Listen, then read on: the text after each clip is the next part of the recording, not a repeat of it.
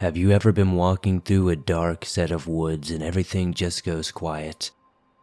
Welcome back to the swamp, my friends, and welcome if you're new. Today I'm going to be sharing some creepy and allegedly true deep woods horror stories sent in by viewers just like you. As always, if you have a story that you would like to share in a future episode, be sure to submit your story at swampdweller.net. Now, without further ado, let us jump right into these creepy and allegedly true deep woods horror stories that'll freak you out tonight.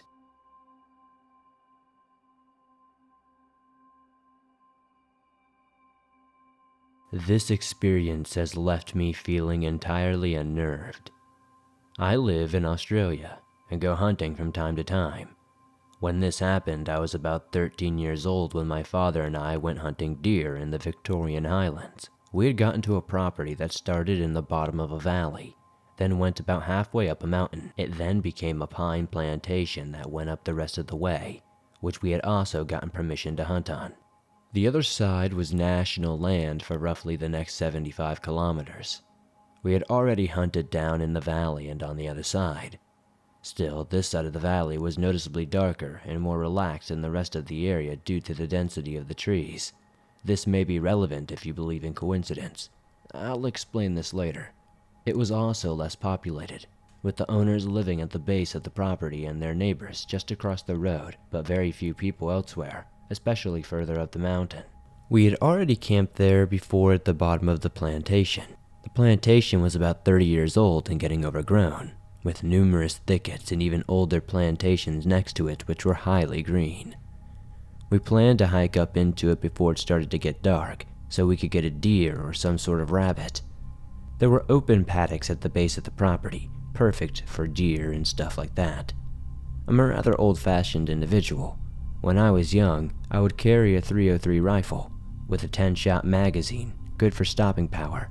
And for the gun nerds listening, it's specifically a number 1 MK1 that was converted into a sporting rifle years before I acquired it, with open sights, which are acceptable for the ranges that we would be shooting at. I'm not ashamed to say that I'm good at it. However, I struggle to see the sights correctly whenever it gets dark and can't shoot straight. Because of this, we planned to head back down in the dark since there wasn't much point sticking around if I couldn't hit anything. So after waiting for something to show up and having not much of any luck, we started heading back. We had to cross back through a few gullies packed with blackberry bushes, making them incredibly difficult to cross back through. We could get into small access trails back down to our camp eventually, but it would take some time to get to them. So it took us about an hour to cover 500 meters. We were moving slowly and quietly in the hopes of getting a deer. We were moving slowly and quietly on purpose in the hopes of maybe getting a deer last minute. We stopped halfway to the trail because we heard movement. It sounded like something was in or behind a thicket on our right. It was extremely thick and dense, so that I couldn't see anything inside of it. The noises I could hear were not precisely odd. They were heavy and repeated impacts, the snapping of twigs and branches, the sounds you would expect from a mob of kangaroos. And sure enough, a large group of kangaroos came from behind the thicket and moved off into the trees. Okay, thank God, nothing was off about this. But the intense feeling of being watched by something freaked me out and hadn't gone away. It felt like it was coming from that thicket and didn't subside when the mob moved off. Also, the kangaroos looked like they had been behind the thicket and not in it. And since it was so dark, I doubt the mob could have seen us. Definitely, they would have heard us though. Through the darkness, the feeling didn't start to go away until we made our way out of the pines and back to our camp.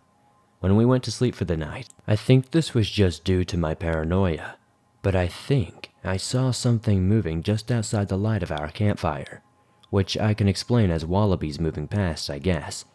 Still, we did have a herd of deer randomly walk right through our camp in the middle of the night, which was a stroke of luck as my father got his gun just in time to shoot one before they got away, making the trip an ultimate success. Pretty ironic that we had to hike up and down a mountain looking for deer when they came to us in the end. In the morning, I was tired and secretly still a bit creeped out, so I chose not to go for the early morning walk with my dad. While getting some breakfast, I felt like I was being watched, Not quite the same as earlier, but I could still feel that feeling. My father got back after about 2 hours, and he had managed to get a stag and needed help dragging it out. He told me to bring my rifle as there were other deer with the stag, and my father hoped I would at least get one. When we got near the stag's body, which was just inside a clump of bushes, we could see movement around it, and to our surprise, 2 dogs came barreling out at us. They didn't try to attack us, but they were very hostile. They had been eating the body and did not want to share, and they were definitely feral. Feral dogs are shot on sight in Australia because of how much damage they do to farmers' livestock and the local wildlife, so that is precisely what we did. Nothing else seemingly strange happened for the rest of that trip. But a year later, my father and I went out again. This time we brought my sister, who was a couple of years older than me and quite the logical no-nonsense type. That time I again felt watched. Afterward, my sister said she felt the exact same feeling, and that she felt like she needed to protect us. I haven't told anyone about that feeling, not even my dad. My father has been hunting since he was my age, through this area and many others.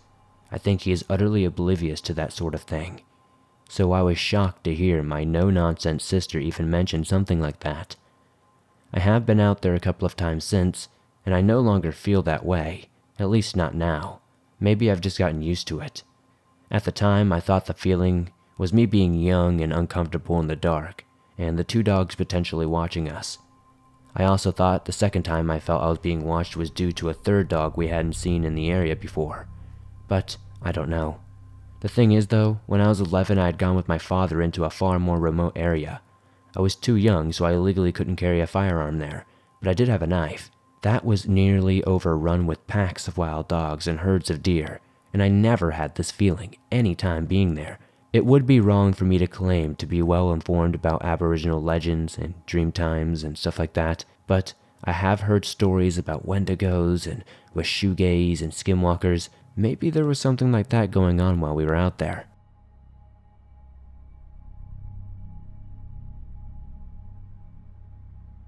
At the start of 2022, my husband and I found ourselves homeless. In our area, this has become a growing problem. More and more of us were outdoors. Spring, summer, and even fall are usually not a reason for panic, but the dead of winter in the mountains of North Carolina is a different story. My husband's best friend offered to obtain permission for us to stay temporarily in an abandoned double wide at the bottom of his driveway. We had no power save for a drop cord and no water, but it was protection from the elements. The first day I walked into the trailer, I remarked that I smelled something like death nearby, but it was abandoned and, probably just some sort of dead animal under the house. We had to keep the window of the small room we squatted in open as my husband started having the first symptoms of what we would eventually find out was congestive heart failure. Now, to set the scene, this little trailer was stuck in between a thicket of woods, so we were basically living in the middle of nowhere with a view of nothing but trees. We were getting ready to go out one day with my husband's best friend when I heard an animal walking through the briars behind the double wide. It sounded as if it was moving near the underpinning. I continued what I was doing. Presently I had heard the strangest noise. It was like a cat. When those cats make those crazy noises when they're fighting or in heat or whatever. However, I could almost make out actual words from this one. It sounded as if something was having a garbled conversation with itself. "Scott," I whispered, "what the hell is that?" "A talking, cat?" said my husband flatly. "Oh, a talking cat. I'll see if it's hungry," my crazy ass thought. Here, kitty. I was leaning out the window. "Are you hungry?" Scott grew silent. Thinking back, he was probably frozen behind me, mouth open wide. The cat sounded like it was, speaking to us, but it was like demonic. It was insane. My husband looked absolutely horrified as this cat was seemingly replying to everything I was asking it. I put a piece of processed meat on an old chair we had placed outside the window, and we used as a step stool to enter and leave. The cat, obviously not hungry, stared vacantly at the meat and then inside the window. I knew Scott was not a cat person, but I was curious about what would happen if I asked another question. "Do you want to come in and visit?" I asked with a stupid grin on my face. The cat seemingly answers and jumps right into the open window. The cat had long fur that was black with a white chest. It was matted and tangled with burrs and pieces of briar. It had to have been a stray, as I had never remembered seeing it lurking around the house, up the hill, or anything like that. I just assumed it didn't belong to Scott, his buddy, or his grandma. It rubbed against my leg and then went to Scott, who stared dumbly down at it, not knowing what kind of reaction to have. "Okay," I said. "We have to leave. I'm shutting this door, but the window is open. Let yourself out." We left, and when we returned, the cat was gone. A few nights later, we were up late. We had connected a small lamp to the extension cord running power from up the hill. We were hanging out and discussing plans while trying to de-stress. The window was once again open. I overlooked the time, but some people embellish with the "oh my god, it's the witching hour" type thing. But it was pitch black and dark, no moonlight this night. We heard a light rustling sound coming from the woods, and some strange animal sounds approaching the back of the trailer. It was the cat talking again, except not. Something was all wrong. It sounded, just straight up demonic. This was like trying to impersonate a cat and copy a human. I looked out the window but could see nothing but darkness. My blood turned to ice. I backed into the corner of the small bedroom, away from the window. "Get away from the window, Scott," I warned breathlessly. Meanwhile, it sounded as if whatever was trying to sound like the cat from a few days prior was calling out to us. It was failing miserably. Scott moved away from the window, trying to appear stoic about the whole situation. "Is that your cat?" he asked. My silly sing-song tone was wavering now. The cat yowled as before, but sounded warped with an undertone of strangled bass in its voice. I said, "Well, I don't need to show you how to get in, do I?" Scott shot me a "you idiot" type look. The cat scratched around outside, mumbling something unintelligible. We waited, nearly holding our breath. There was a period of dead silence. The not cat did not jump through the window. I told Scott I was pretty sure that wasn't a cat. Scott slammed the window down. I don't know what was outside that window, but it was not that cat, and it could have came in at any time to get us, but for some reason it didn't. I'm not afraid to be outside in the dark around here, but there is no damn way either of us are going outside alone at night.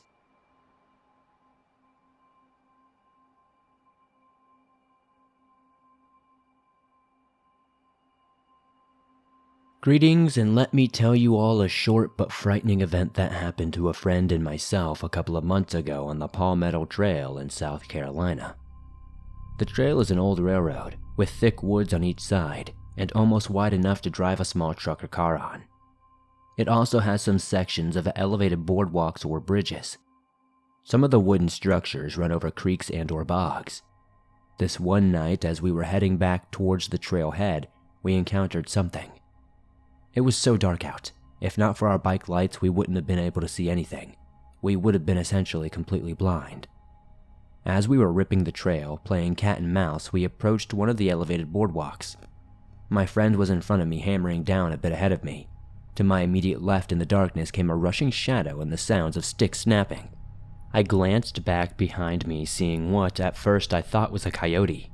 It almost looked like a cross between a spider, a coyote, with some sort of mange. When it scattered across the wooden area, it almost drifted in a fluid-like motion to only shift and began running on two legs. Holy crap, what is that? I said to myself, and shifted into warp speed. I was pedaling super aggressively. I snapped a tooth on my chain ring. I have never been so out of breath since I caught up with my friend. He asked me why I was so pale. Let's just say I didn't mention to him what I saw, as I didn't want to freak them out. Thank you, Swamp Dweller, you are the best. Thank you for sharing these stories, I really appreciate it. I think it might have been some sort of skinwalker, but I don't really want to jump to conclusions.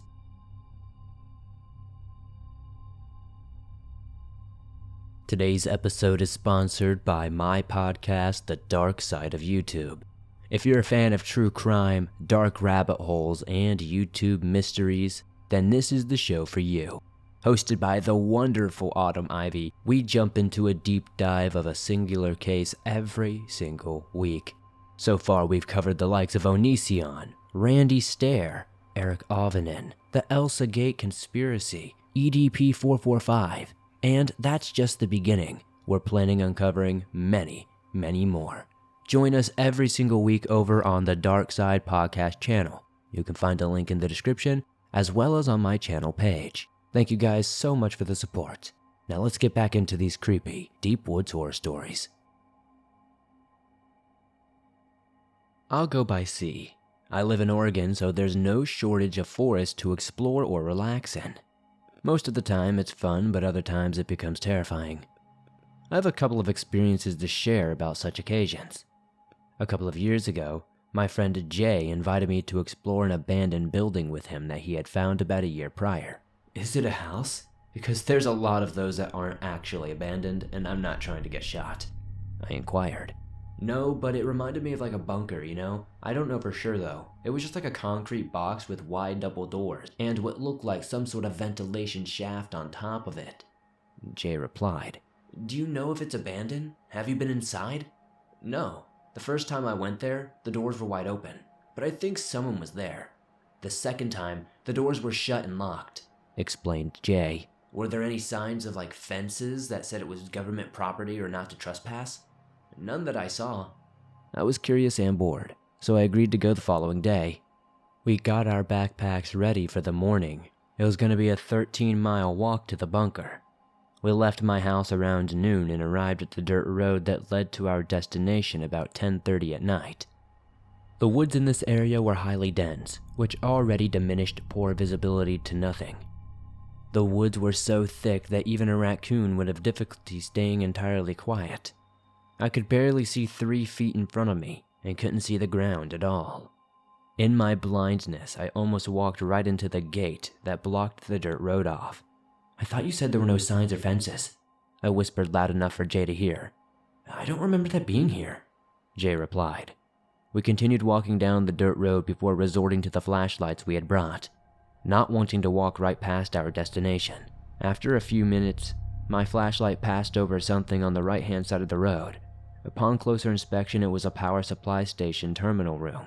It stood about 7 feet tall and about 15 feet inside a chain-link fence lined with razor and barbed wire at the top. It looked like nobody had maintained it correctly for nearly 20 years.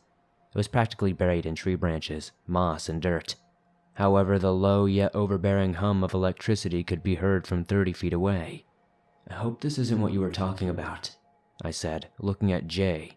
That's when I noticed that he was sitting in the bunker. It was as he described, except that the mud and underbrush had nearly engulfed the entire corner of the roof. The double-wide steel doors had a chain loop through the gates, handles with a padlock securing it. The handles themselves were locked, as well as deadbolted.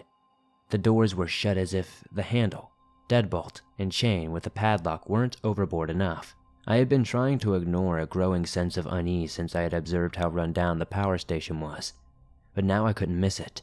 I decided to attribute it to the eerie setting and try to forget about it, continuing my inspection for possible entrance routes. My attention drifted to the ventilation shaft. It had 1.5 inches thick of plate steel bolted to the concrete fixture. 3 or 4 of the bolts had been removed by Jay in his previous visit, and he had lifted the plate upwards enough to bend it barely. I grabbed a bolt from the roof and removed it in the opening, listening for it to hit the ground. I counted to 6 before I heard it connect. Afterward, we cleared a spot on the roof to have a fire to cook. Then, once the fire got strong enough, we ate and started talking about the bunker and its layout inside. As far as the doors go, there's no way we can get through them, Jay said. I don't mean to sound cliche, but there are only 2 reasons to seal something so thoroughly: to keep people out or to keep something in.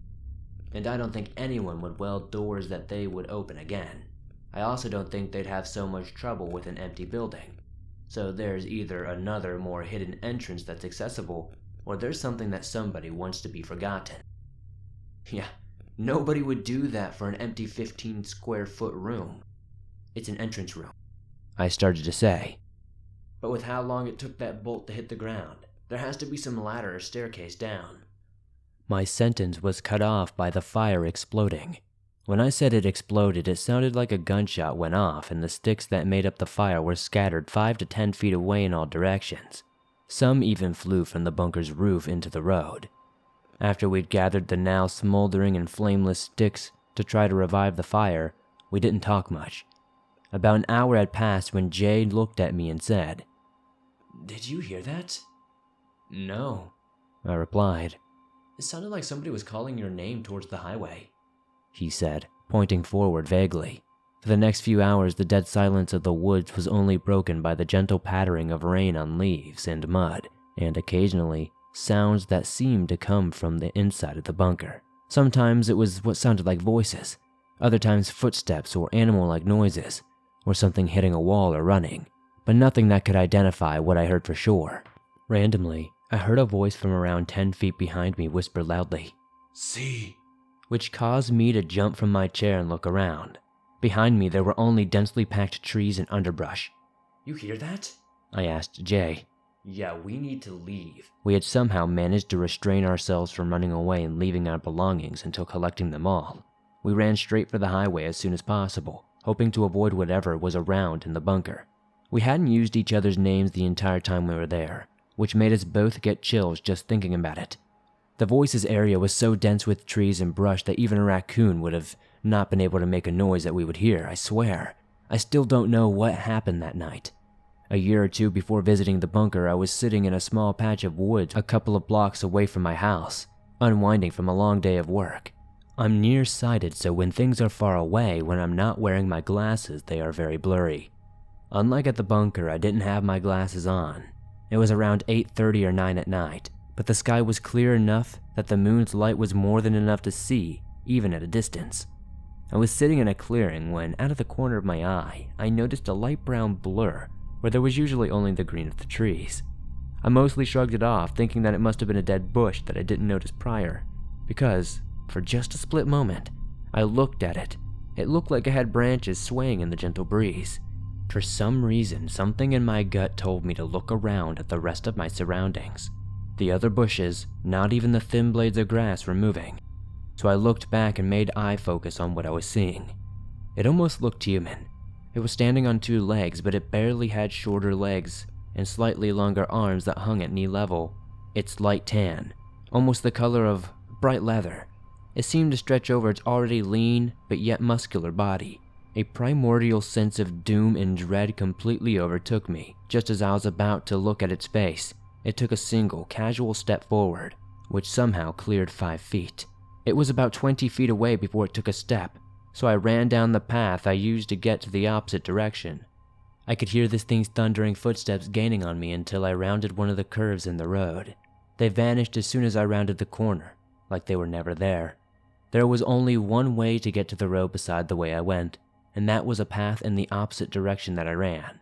So I had already reached quote-unquote safety of the streetlights when I noticed it. To my horror, this thing was standing on the edge of the streetlight on the alternate path on the road.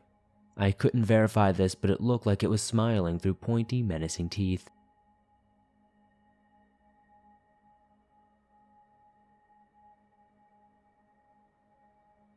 My name is Amber, and I live here in Asheville, North Carolina with my dog Captain. Captain is the love of my life. He's an Alaskan Klee-Kai Husky, with a primarily black coat, but with streaks of white fur around his legs and face, not to mention little rings of dark hair around his pale blue eyes that make him look like a hamburglar. I rescued him from a shelter when he was just a puppy, right after my fiancé moved out to Hong Kong for work. He helped me through the initial loneliness on the nights when I couldn't handle getting into an empty bed for the 50th time. And in the years that followed, when my husband decided he would be better off starting a family with a Chinese woman he had met through his job, Captain helped me through the heartbreak. Captain is a big guy, a woofer if you will. While other dogs need walks, Captain needs hikes. Therefore, every weekend on the past few years, I would drive him out to the Nantahala National Forest, one of the few places he could be. Dogs aren't meant to be indoors, they need to run and explore, and a place like Nantahala is coincidentally epic for both of us. Nantahala was a place I could lose myself, a place to escape the pressure of a high-pressure job. The woods were a place of sanctuary to me, but that all changed on a chilly October day when I realized that there is a damned good reason why human beings have walked themselves off into cities and towns. Because the wilderness, it seems, is not our friend. Captain was always his happiest in the woods. For such a majestic animal, he has an uncanny ability to be goofy as hell, and the woods brought that out of him in spades. He'd be so lost in the feeling of pure freedom, his wide blue eyes, his tongue lolling out of the side of his mouth, riding the wave of zoomies that inevitably had me laughing at how dorky he acted. So you could imagine how quickly I noticed a change in his behavior. How he went from being such a loud, boisterous dog to a quivering, whining wreck that barely ventured a few feet away from me at any one time. And all the time I had been taking Captain out to Nantahala, I had never seen him act in such a way. And when I laid a hand on his neck to give him a stroke, I discovered he was trembling in fear. My first thought was that maybe a mountain lion could have been in the area, but a previous encounter with what I figured was a predator scent trail had caused Captain to bark incessantly and become overly aggressive. This was back in the fall of last year. During the previous summer, the Nantahala area had seen a sharp increase in black bear activity, with homeowners being encouraged to be more careful. Captain might have sniffed out a mama bear and cubs, so he was right to be cautious. But he wasn't just conservative, he was outright terrified. I had no idea what to make of such a situation, but one thing was clear: Captain wanted out, and consequently so did I. There was only one big problem with such a plan. We had already spent like 2 hours hiking into the woods. Getting out would not be quick or easy. With every step the tension grew, Captain looking behind me with wild, terrified eyes, darting ahead before double backing to whine at me. Each footstep seemed a little quicker than the last, my utter paranoia growing to a fever pitch as I eventually looked behind me and continually saw nothing. But something was behind us. Captain knew it, and they could feel it. At one point he bounded back to my side and froze, staring off into the dense forest as he sniffed the air before him. I thought the worst was over, but I was wrong. With a yelp so loud it hurt my ears, he burst off through the trees ahead, howling barks punctuating his canine gallop. That's when I heard a rustling in the trees behind me, and with a terror so rampant, I can still feel it to this day, I heard something behind me breathing. It was huge. I just ran, following the sound of Captain's bark, crashing through the dense trees as dry branches tore at my bare skin of my face. Many times in my life I felt uncomfortable, been anxious, or downright scared. This experience dwarfed them all. No emotion can compare to knowing you're being hunted by something you cannot reason or bargain with. Something that will crunch your bones into a meal and not feel a goddamn thing about it. I ran harder and longer than I ever have in my life, so intensely that when I finally had to stop to draw breath, I found myself dry retching against a tree trunk. Out of exhaustion, out of fear, out of pure biological imperative, making me as light and mobile as possible. But there could be no respite. Captain's furious barks made that abundantly clear. We had to keep moving. It was that or be eaten alive. With tears in my eyes, I carried on running, hurling through the forest, the thicket so dense I was running half blind. This was made painfully obvious when I caught my foot on a fallen tree trunk and was sent flying into the dirt. The impact knocked the wind out of me, and with an ugly grunt, I rolled onto my back, struggling for breath. I saw Captain appear at my side. He had been my hero so many times before and wasn't about to fail me now. His barks were wild, full of rage, his sharp teeth exposed as he poured the raw force of his being into the woods behind us. It was terrifying and awe-inspiring to behold, and at that moment I thanked God that he was on my side. But not even Captain could maintain the display, for when the unseen thing hunting us seemed to roar back at it through the trees, Captain was silenced. He rushed over to me, taking the collar of my waterproof coat between his teeth and trying to drag me along the forest floor. But I was renewed by terror, biological imperative, and the goddamn raw need to survive. I was back on my feet, running, panting, scrambling for life. I remember there being a moment when I was terrified that Captain might leave me, how the fear might prove too much for him to handle. There was so much of the forest for him to escape into, but he never once failed to double back and find me. Even when he was out of sight, he continued barking furiously, so I'd know where he'd run to. That was when I burst through a set of particularly thick bushes to find Captain stationary at a riverbank. It wasn't at all that wide or all that deep, but it was just enough of an obstacle to halt his progress. You see, Captain hated water. I don't know if it was something that happened to him as a puppy before we adopted him from the shelter, but Captain has always hated it. You couldn't get him to walk within 6 feet of any of the pools, rivers, or lakes. Therefore, seeing that river on our way terrified me on a whole new level. Out of pure instinct, I jumped across. As I said, it wasn't extensive, but the exhaustion of running for so long meant I could only barely make the jump. I turned, knowing Captain wouldn't even attempt to leap without encouragement or direction. My voice was trembling as I spoke. Come on, boy. Jump to Mama. Please, boy. Please, come to Mama. It was horrendous watching his eyes, so full of confusion, saying without words, Why are you making me do this? I watched him pace up and down the riverbank as the thing hunting grew closer and closer.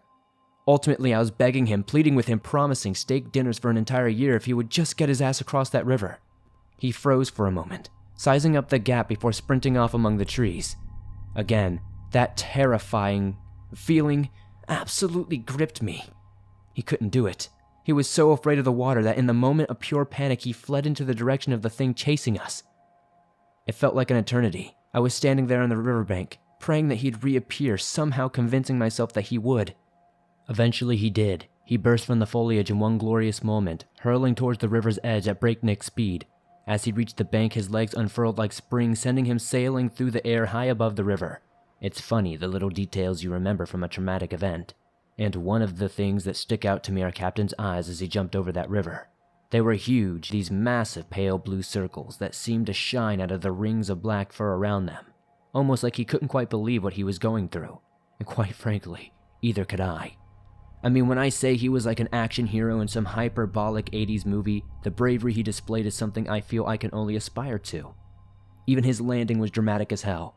He barely made it across and was scrambling up the dirt embankment when I leapt towards him, grabbed him by the collar and pulled him onto the solid ground.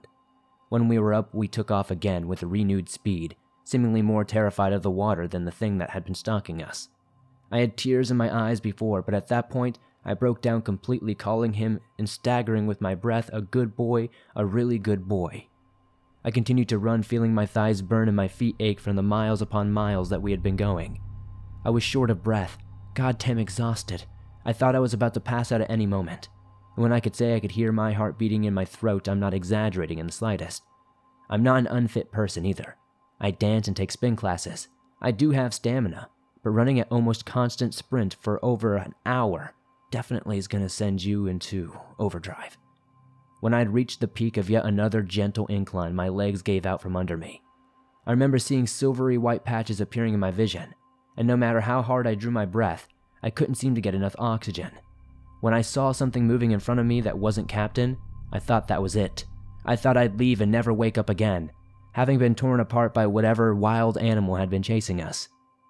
I woke up in the back seat of a 4-seater pickup truck. As soon as I found the strength to sit up, I heard a voice outside the stationary vehicle shout, "She's awake!" Suddenly the door opened and a person I'd never seen before in my life was offering me a plastic bottle of water and asking if I was okay. I didn't speak. I just took the water from him, gulped 3/4 of it down in one long sweet chug. I was panicking when I regained my senses. I couldn't see Captain anywhere. I looked at the stranger dressed in his hunting gear and tried to summon the strength to ask him where my dog was. Although the words just didn't come out. The look on my face must have told him all he needed to know. When he told me Captain was fine and just inside their hunting lodge getting a bite to eat, I cried with relief. I was overjoyed that not only was he okay, that I was okay, and we both made it out alive. I burst into tears. The hunter didn't really know what to do, but he was very supportive. I joined them for a couple of hours eating the hamburgers they offered me, slowly regaining my strength. We reported everything. I asked if it was possible that a grizzly bear could make it this far down from the Rockies. Most of them said that it could be possible, but unlikely. I don't know. Grizzlies don't make it anywhere near the North Carolina regions anytime, usually. I've done a fair amount of research into that, and I don't know. Maybe I encountered something legendary, but I'm fairly certain we were chased by a bear and lived to tell the tale.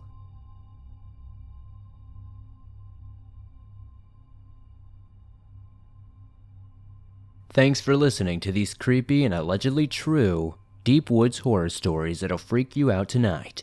If you enjoyed these stories, please be sure to hit that like button as it helps me out a ton. If you're listening to this on Spotify or Apple Podcasts, please be sure to give this show a 5-star rating over there. It's very much appreciated and helps the show grow. If you have a story that you would like to share in a future episode, whether it's something in the woods or something different, be sure to submit it at swampdweller.net. I'd love to see your story and share it with everyone here in the swamp. If you're on the go but don't have YouTube Premium, but still want to download and listen to your favorite Swamp Dweller scary stories no matter where you are, you can download them absolutely free from Apple Podcasts, Spotify, Stitcher Radio, and pretty much everywhere else you find your favorite podcast online. Much love, everyone, for always supporting this show the way you do. I'd love to know in the comments down below what story was your favorite tonight. It helps me pick better stories in the future.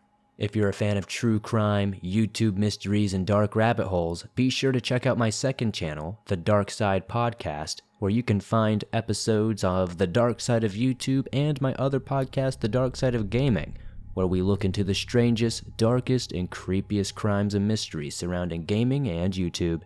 Don't forget to join me on Instagram, Twitter, Facebook, YouTube, Twitch, and Discord, and I'll see you all soon with another creepy episode.